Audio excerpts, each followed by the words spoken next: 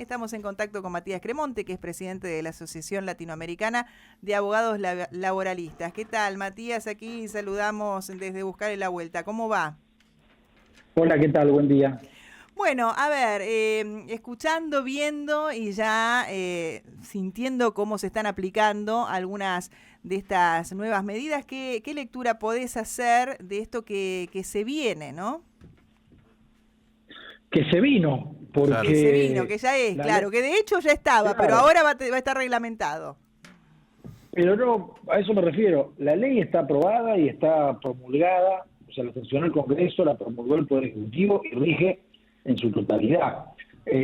No hay nada, o no hay mucho que reglamentar. O sea, ya se extendió el periodo de prueba, ya se eliminaron las indemnizaciones agravadas para los despidos en caso de empleo no registrado, ya se creó la figura del monotributista como si fuera una relación autónoma y entonces ya no hay fraude laboral, ya el despido por causa de participar en una acción sindical, si el criterio del empleador configura un bloqueo, es un despido con justa causa, ya el despido discriminatorio se monetizó pero ya no requiere una instalación, está todo vigente.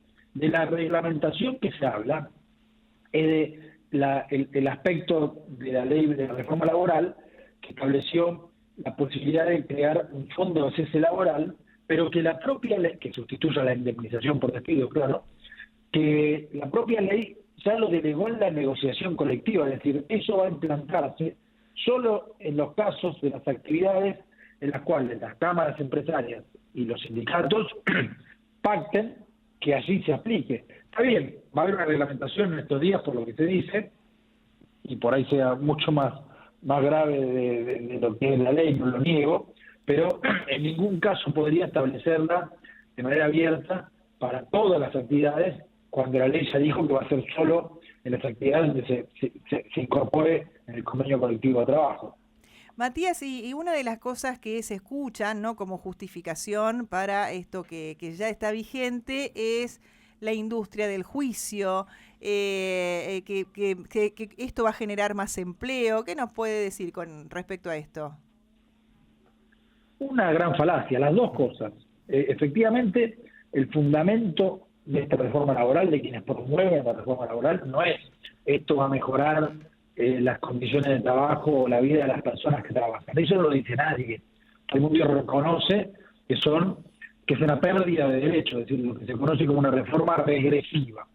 Es un retroceso en materia de derechos para las personas que trabajan. Pero lo que dicen, efectivamente, como bien decís, es que, bueno, esto en el futuro va a redundar en un mejoramiento de los indicadores económicos y sociales, que sea el empleo registrado, que sea la actividad económica, y eso está demostrado que no ocurrió nunca, ni en Argentina ni en ningún lugar del mundo. En Argentina, en los 90, las reformas laborales del menemismo, que en muchos casos eran parecidas a estas, en el sentido de que fueron regresivas, nos llevaron a un desempleo récord de más del 20% a finales de la década del 90. O sea que no redundó en absoluto en eso. Pero en el mundo tampoco. Las Naciones Unidas, la OIT, la OCDE, todos los organismos internacionales que hicieron estudios sobre el resultado de esas reformas laborales, llegaron a la conclusión de que todos los indicadores empeoraron después de esta reforma, no mejoraron, y que en todo caso no incide lo más mínimo, porque lo que determina que crezca el empleo, que crezca la actividad económica, son las políticas económicas justamente, y no la modificación de la legislación laboral. O sea que eso está descartado. Y lo mismo pasa con la industria del juicio. Es una gran falacia. Si uno mira la ilegalidad que tiene nuestro mercado de trabajo, que es altísima, me refiero a la cantidad de personas que están contratadas de manera clandestina o ilegal, es decir, no está registrada esa relación laboral, el empleador no comunicó al Estado que contrató a esas personas y por ende no paga los aportes previsionales y todo lo que se deriva de una relación registrada, está arriba del 30 o ha llegado al 40%. Es decir, hay 5 o 6 millones de personas que trabajan en esas condiciones que todos los días pudieran iniciar un juicio. O cuando los despiden, que los despidos han crecido mucho, pero por cualquier otra cosa pudieran iniciar un juicio. Y los juicios que se inician, está bien que hay que ver en cada una de las jurisdicciones, no hay un estudio de todas las jurisdicciones porque eso depende de cada uno de los departamentos judiciales son ínfimos, no llegan al 1% de ese mercado de trabajo ilegal. Entonces, es absurdo. Y además, cuando se deprime el mercado de trabajo y crece el desempleo, crecen los despidos porque cierran las fábricas, es lógico que la reacción de los trabajadores, las trabajadoras, es, en muchos casos, bajar la cabeza y no reclamar, porque el temor al desempleo ahí opera como un disciplinador social. Sí, sí. En definitiva, ahora digamos, si una empresa no te paga aportes por muchos años y en un momento te quiere despedir, es legal, digamos, no pasa nada, no te tiene que pagar indemnización, nada. No, normalmente si no te indemnizan, porque también hay un mito de que el que está en relación no registrada y lo despiden, no pasa nada, siempre tiene que hacer juicio. No, muchas veces se arregla, se indemniza, no es todo después un reclamo. Pero muchas veces efectivamente o se paga menos o no se paga y entonces tiene que hacer un juicio la persona despedida. Hasta ahora, si ganaba el juicio, es decir, si demostraba que había una relación laboral, la antigüedad que tenía, el salario que cobraba, tenía derecho a la indemnización, que tiene derecho cualquier trabajador, pero además a una indemnización un poco más grande, o sea, a una duplicación de la indemnización en algunos casos, agravada. ¿Por qué? Porque el daño que tiene que reparar, un juicio se hace para reparar un daño, un juicio en cualquier fuero, ¿no? Bueno, un juicio civil, penal, laboral, de familia, se produce un daño y hay que repararlo. Bueno, ¿cómo se reparan en la justicia del trabajo? En este caso, con una indemnización por despido.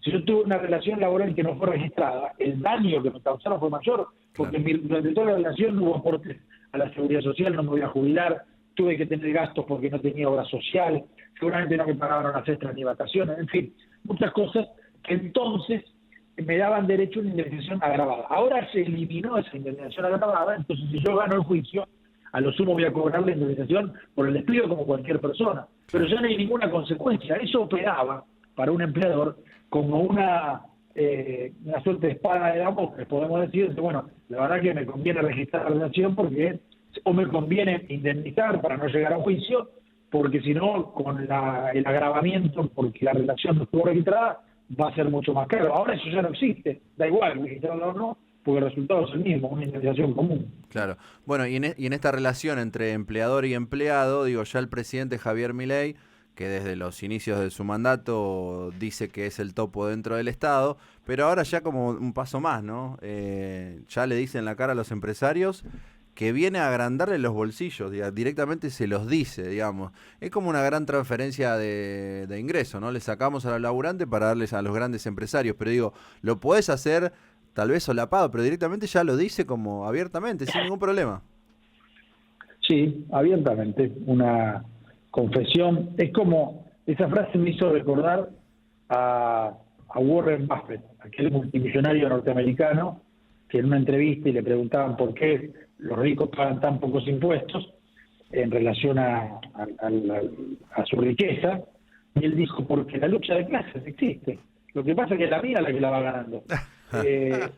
Ese tipo de confesiones son las que me hizo acordar la del presidente Milei en la Unión Industrial, que además de decirles en la cara un montón de cosas, digamos, anti-industrialismo, en ese sentido le dijo, vengo a agrandarle los bolsillos a ustedes, chicar el Estado para agrandarle los bolsillos a ustedes, y como vos decís, la graficación de la transferencia de ingresos, ¿no? Porque esos bolsillos que se agrandan no salen de que, bueno, no solo salen de la reducción de impuestos, sale también de lo que era ingreso de los trabajadores, se transforma en ganancia de las empresas.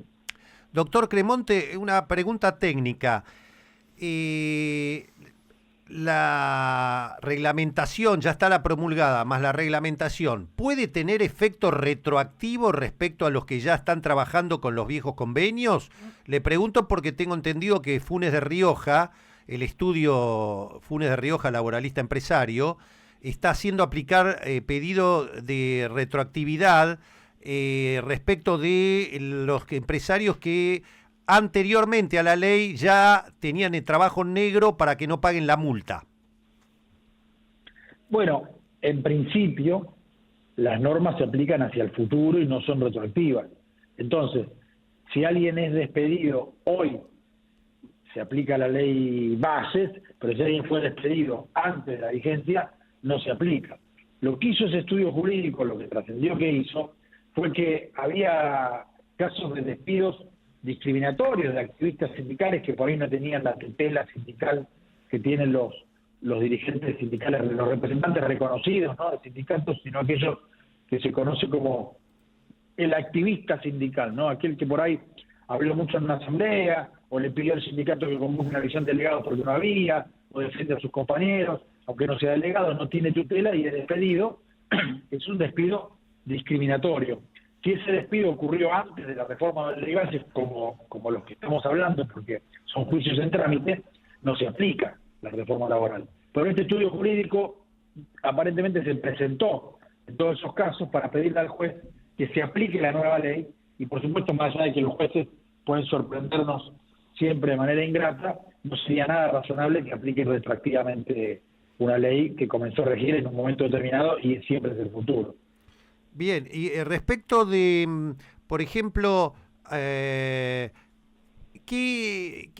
fondo de despido que se toma como ejemplo, el de la UOCRA, ¿usted podría ampliarnos a la audiencia y a nosotros si se puede equiparar a un trabajador industrial especialista en torno o en soldadura el convenio de la UOCRA para hacer su fondo de despido?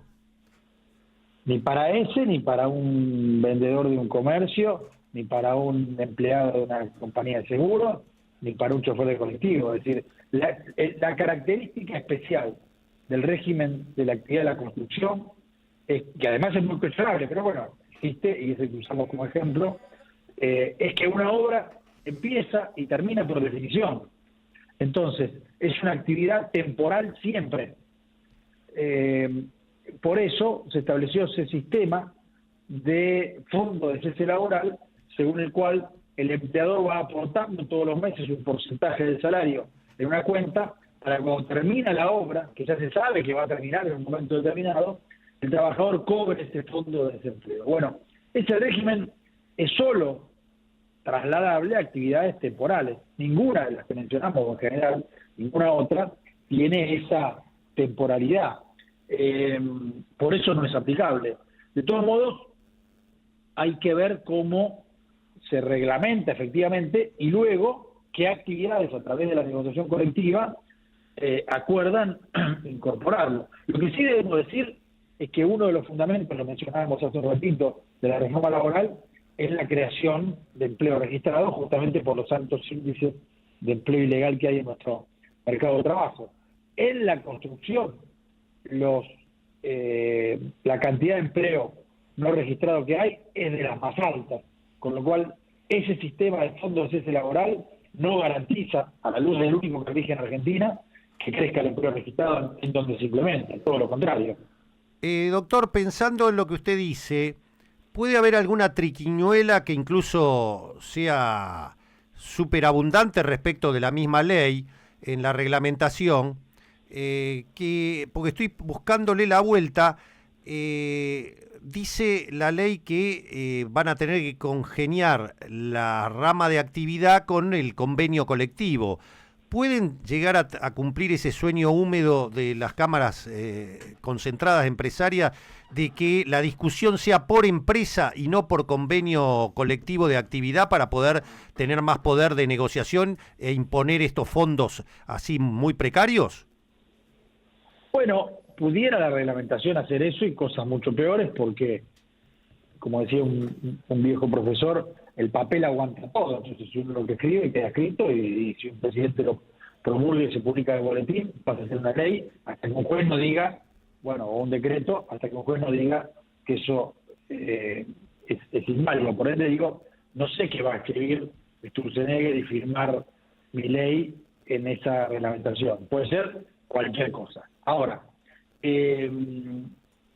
como está la ley, más allá de que permitan que se implemente por empresa, siempre es el sindicato de la actividad el que tiene que firmarlo, ese convenio colectivo. Entonces, ahí va a requerir la complicidad, que por supuesto esto es para bien y para mal, porque hay sindicatos de todo tipo y alguno puede hasta sentirse o pensar que eso pueda ser un beneficio o algo conveniente para efectividad, no lo descartemos, pero va a requerir siempre, sea por actividad o por empresa, del sindicato, que mayormente en nuestro país son sindicatos de la actividad. Es decir, son los mismos que debían acordarlo para toda la actividad, aunque lo acuerden para una empresa.